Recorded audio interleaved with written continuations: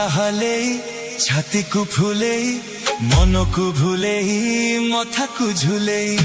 काहिया हले छाती को फूले मन को भूले मथा को झूले आसुची कालिया रजा अरे आसुची कालिया रजा रे आजी आसुची कालिया रजा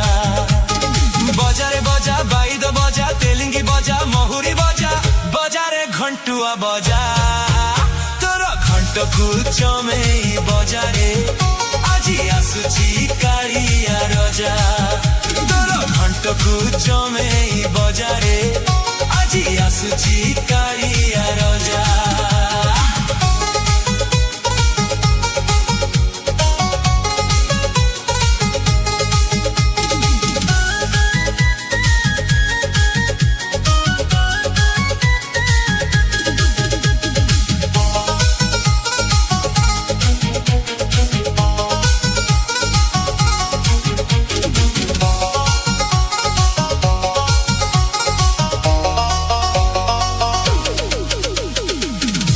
कहे नीड़ा कंदर सिंह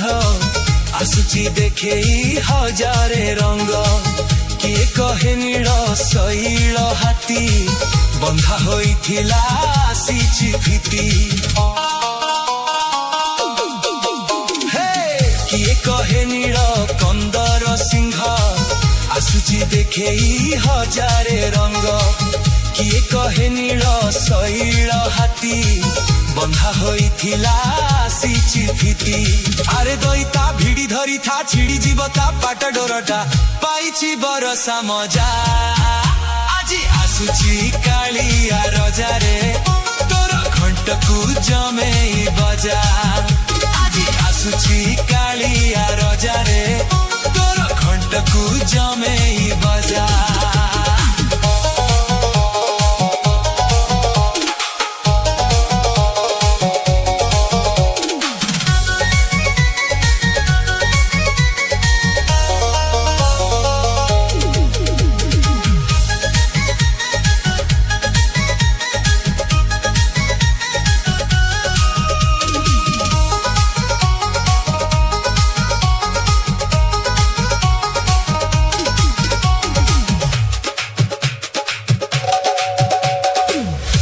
कहे ता मन रूप